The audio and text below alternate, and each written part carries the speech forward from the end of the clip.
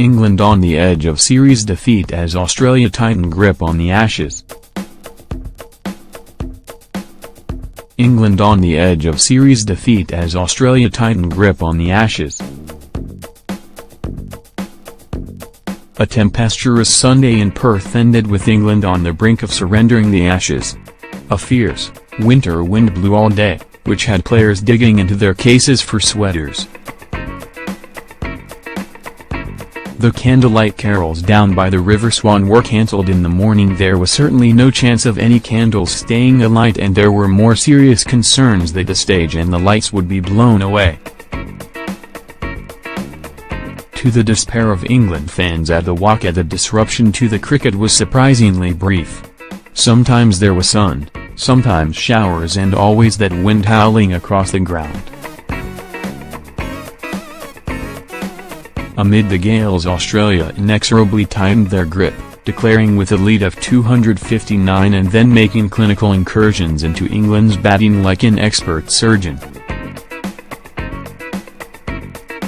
At the close, the tourists were 132 for 4, still 127 runs away from making Australia bat again. Already England's experienced men were back in the pavilion with a pair of 14s, no more used to the team than they are in pontoon. Alistair Cook's tour, despite all the toil but no sweat in the nets, has yet to take off, while Joe Root's Australian expedition took another turn for the worst. Of the four batsmen dismissed, Root's departure was the most exasperating. Perhaps the strain on the captain is telling, with the expedition on the brink of failure. In his eagerness to assert himself at the crease, Root chased the first delivery bowled by Nathan Lyon in the innings, the widest he has bowled in the series, and he was caught behind.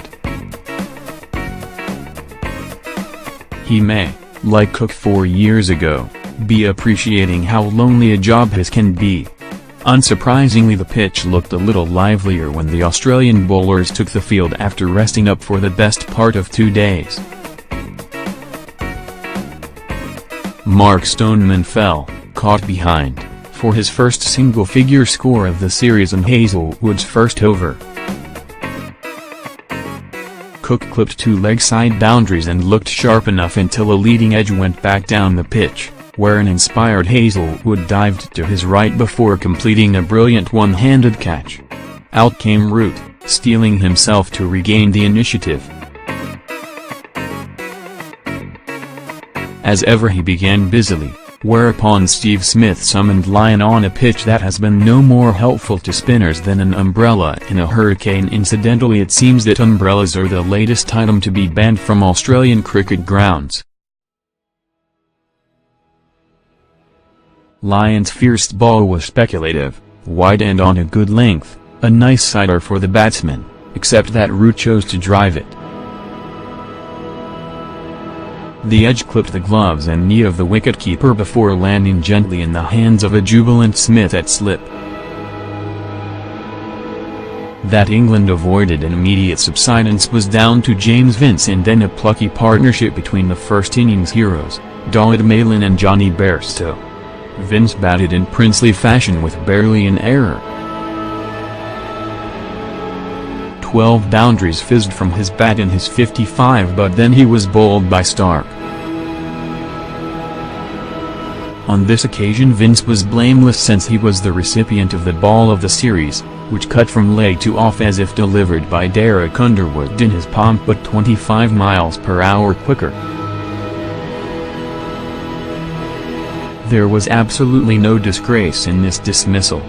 Thereafter Malan and Bairstow dug in impressively with few frills, except when Malan took 4 authentic boundaries off and over from Pat Cummins. Despite the cracks appearing down the middle of the pitch, as is usually the case here, fluent stroke play was still possible on this surface. Play was abandoned soon after 5 p.m. when the heaviest shower blew over, with England hoping for more of the same on the 5th day.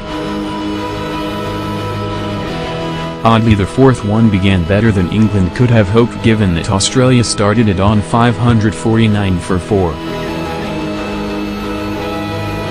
Mitchell Marsh was LBW to Jimmy Anderson's second delivery, then Smith, after a cunning review, departed in the same way as England's premier bowler conjured a little movement from the Prenderville stand-in. The Titans of Saturday were mortal after all. Then Stark was stranded mid-pitch and Australia had lost 3 wickets for 12 runs. They were still 158 runs ahead, but the complexion of the game had changed. Perhaps the old ball was reversing a little, which might justify not taking a new ball for an over or two.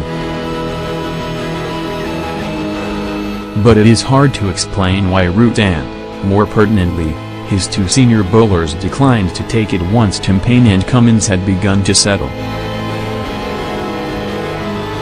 So here was a case of England's 2 senior new ball bowlers not wishing to bowl with a new ball. There was a risk attached: the hard and shiny new ball can fly. But there was also a potential reward. The new ball against lower-order batsmen might produce the 3 quick wickets required to keep Australia's lead under 200. The old guard was not prepared to take that risk. Sometimes old pro-canniness can give way to negativity, sometimes Root may be required to challenge the wisdom of the seasoned duopoly. So the Australian pair were able to add 93 as England, with the soft old ball in their hands, settled for damage limitation rather than the pursuit of wickets. The decision to persist with the old ball was a declaration of non-intent. After lunch, Cummins became the 3rd LBW victim for Anderson and then Lyon holed out to his 3rd ball. Anderson remains England's best bowler, but this must have been the least satisfying 4-wicket haul of his career. From the depths of 561 for 7, Australia were able to declare on 662 for 9. Since you're here and we have a small favor to ask. More people are reading The Guardian than ever, but advertising revenues across the media are falling fast. And unlike many news organizations, we haven't put up a paywall. We want to keep our journalism as open as we can. So you can see why we need to ask for your help.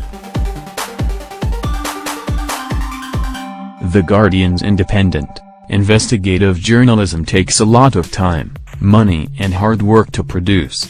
But we do it because we believe our perspective matters, because it might well be your perspective, too.